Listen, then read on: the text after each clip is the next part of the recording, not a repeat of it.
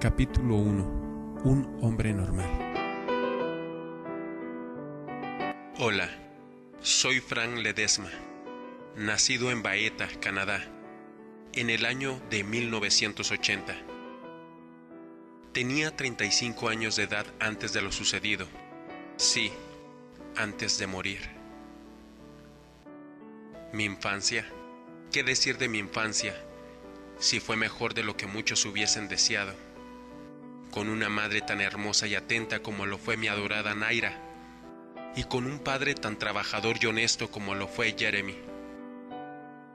Ellos hicieron buen trabajo con mi educación y me dejaron un buen patrimonio: casa, educación, valores. Pero no entraré en más detalles de mi niñez y les contaré que tuve un matrimonio complicado, donde no se pudo tener la dicha de ser padres. Bueno, supongo que esto influyó para que terminara de una manera no muy sana. Por ello vino el divorcio prematuro. No busqué a nadie más para que fuera mi compañera de vida, bueno, ni siquiera de cama. Tenía buen trabajo en una empresa llamada Contrat, una empresa constructora a la cual entregué 12 años de mi vida. Ah, que mi vida, siempre tan monótona, tan simple, a veces tan vacía. Capítulo 2. El despertar del deseo. Pese a tener unos ingresos económicos nada despreciables, nunca fue de mi deseo tener un vehículo. El transporte público era mi medio para llegar al lugar deseado. Aunque para llegar al trabajo, debo admitir, solía ir a pie, por la ruta un poco más larga, ya que el atajo solía estar repleto de malandrines y vagabundos. Después de una jornada dura de trabajo, llegaba a casa a disfrutar de un buen café y de la compañía de un buen libro, en su mayoría poesía, y claro, en ocasiones, de la literatura del buen King. ¿Saben? Tengo que reconocer que yo fui uno de esos cientos o millones de personas que sufría del llamado vacío. Sí, de esos pensamientos vagos en los que de la nada te imaginas cometiendo actos atroces. Yo imaginaba constantemente, cuando era un adolescente, que de la nada me levantaba del sofá y me dirigía a la cocina, donde se encontraba Naira, mi madre. Ahí tomaba un cuchillo de los más pequeños, esto sin que ella se percatara. Tomando en cuenta que Naira nunca fue muy alta, la sujetaba por detrás y en el rápido momento en el que tapaba su boca con la mano izquierda, con la derecha pasaba el cuchillo por su garganta y la veía lentamente desangrarse, con una mirada penetrante y de horror, a la vez de confusión.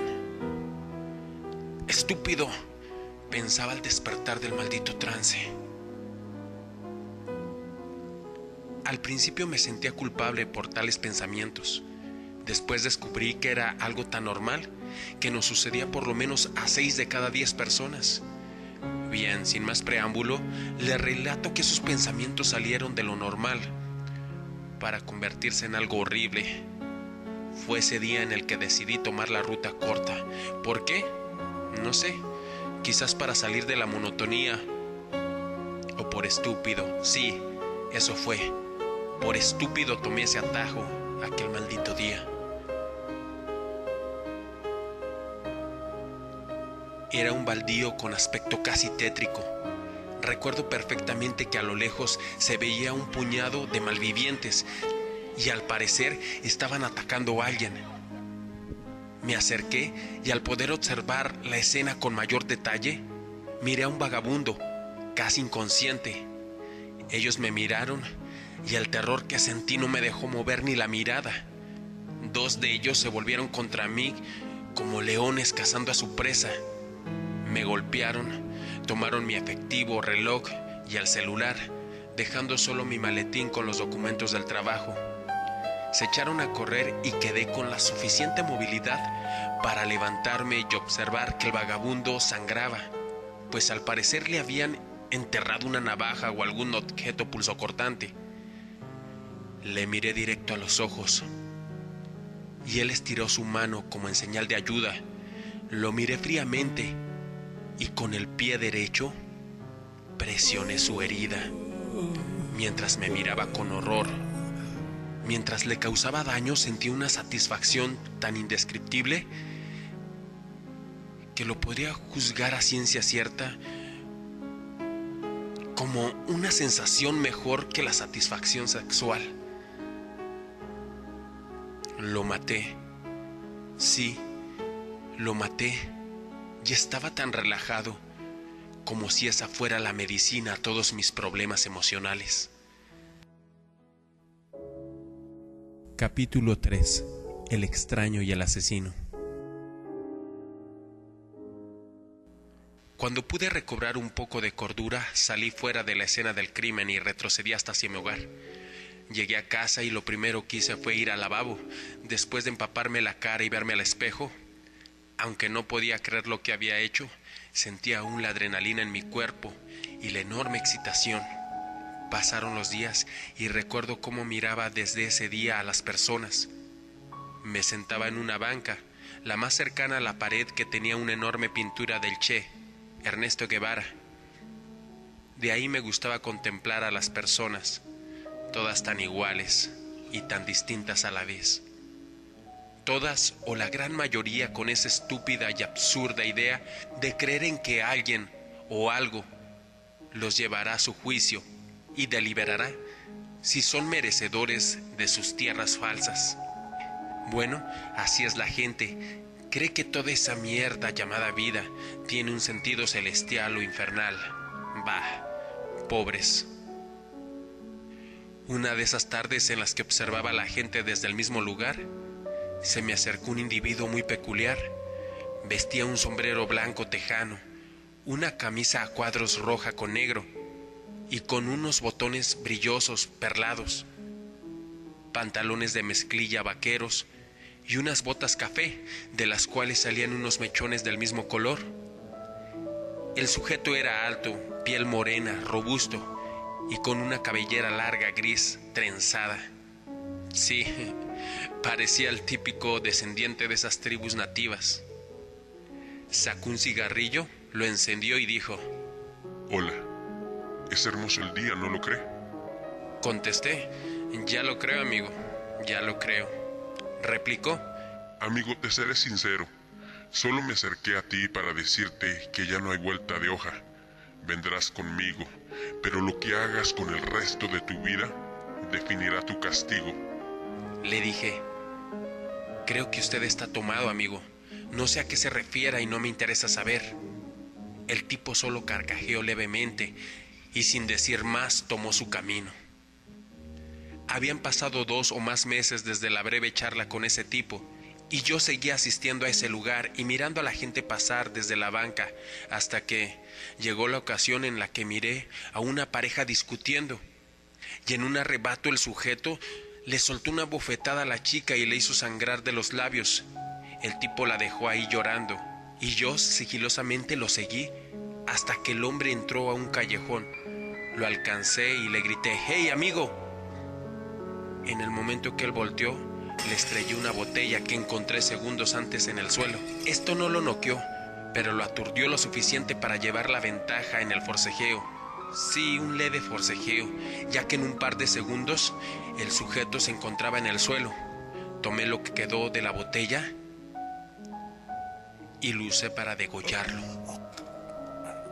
Volví a sentir esa tremenda excitación.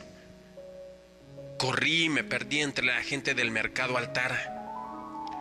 Todo tomó forma aquel día y sin más comencé una vida llena de asesinatos gracias a la incompetencia de la policía. Entre los asesinatos recuerdo a Lisa Bott y a André Campbell, un par de testigos de Jehová, los cuales llegaron una tarde a la puerta de mi casa. Bastó con darles un somnífero en el café y cayeron rendidos. Después de atarlos, me llenó de entusiasmo ver cómo André veía a su compañera siendo cortada lentamente. Esa cara de terror la recordaré por toda la eternidad. En total le arrebaté la vida a un total de 22 personas, solo 4 mujeres, 5 ancianos y 13 hombres, de entre 25 a 40 años de edad. Capítulo 4. El castigo. Закрой глаза скорее. Mis estimados, todo iba tan bien hasta que llegó la tarde de 1985, un 3 de septiembre para ser exactos. Estaba oscureciendo. Salí por unos víveres y se me acercó un tipo tatuado de la cara. Sí, un asqueroso ladrón. Intenté sacar la navaja que traía en el bolsillo, pero cayó al suelo y el malnacido se dio cuenta de ello. Me dio un puñetazo en el rostro y aprovechó para recoger la navaja. De su cintura nunca desenfundó la pistola que cargaba y traté de sacarle el arma en un nuevo forcejeo, pero al sentir rápido la adrenalina en mi cuerpo, vaya, en ese maldito momento, comencé a sentir caliente en el estómago. En efecto, tenía enterrada mi propia navaja. El maldito tomó mis pertenencias y se echó a la fuga. Había gente mirándome, pero los malnacidos no se acercaron a ayudarme. Lo único que recuerdo antes de cerrar los ojos por última vez fue ese sujeto que años atrás había amenazado con llevarme. No sé cuánto tiempo pasó, digo, si aquí existe el tiempo. Desperté en un lugar lleno de niebla. Se alcanzaba a observar unas ramas de árboles secos, un panorama donde lo único que se distinguía era la niebla, las ramas y el suelo, ese suelo cenizo. Caminé por unos minutos sin saber qué demonios estaba pasando, hasta que alcancé a ver de nuevo los edificios y comercios de Baeta. Era de noche y miraba a la gente pasar, pero la gente parecía ignorarme. Incluso intenté detenerme del brazo de un sujeto, pero no pude. Estaba convencido de ser un fantasma, de esos que solía ver en las películas, de esos que acaparan cientos de hojas en los libros de ficción. Me pregunté, ¿estoy muerto? Y si es así, ¿dónde demonios estoy? Nunca debí de preguntar eso, ya que de inmediato sentí una mano en mi hombro derecho, una mano fría que me dejaba paralizado. Esa mano recorrió durante unos segundos mi brazo y se sentían unas garras tremendamente afiladas. Volteé y veo algo espantoso, algo que ni en el más escalofriante de las leyendas te podrían describir. Con un inmenso miedo que me hacía sentir aún vivo, volteé nuevamente hacia adelante y esa criatura me tomó de los hombros y me arrastró con violencia hacia atrás. En el trayecto sentía cómo iba en el viento, dejando a mi paso mi propia sangre, con un dolor inmenso, puesto que las uñas que se enterraban en mis hombros eran ardientes, como brasas en una piel descarnada. Desperté en un desierto y comencé a caminar como loco, preguntándome dónde estaba. Aún no entendía de qué iba esto. De pronto la tierra comenzó a abrirse y de ella emergieron una docena de manos tan largas que no parecían tener principio ni final. Y en cuestión de segundos tomaban una forma extraña, como si de gusanos gigantes se tratara, y comenzaron a introducirse en todos mis orificios, en la boca, en el ano, en los oídos, incluso abrían paso para introducirse en las cuencas de mis ojos. Al parecer había muerto otra vez. En una de las 1000 de ocasiones, recuerdo que Taba, el hombre de pelo largo y canoso que me trajo aquí, me puso en un escenario menos hostil. Eran calles repletas de edificios y monumentos blasfemos. Caminaba angustiado por esas calles. Sabía que Taba tenía algo perverso preparado para mí. Y en efecto, la gente que deambulaba por la calle me veía con un extremo odio. Y cómo no, si todas tenían el rostro de las personas que había asesinado en vida. Recordé de inmediato al vagabundo y fue el primero en detenerse. Sonrió diabólicamente y vi cómo sus ojos se hacían negros, como la más oscura y tormentosa de las noches. Se lanzó contra mí y llegaron otros más a detenerme mientras él comenzaba a masticar sin piedad mis testículos, hasta morir. Si preguntan, no, jamás te acostumbras al dolor. Es tan intenso como la primera vez, pero bueno, los tengo que dejar. Ahí viene Taba y sé que me espera algo atroz.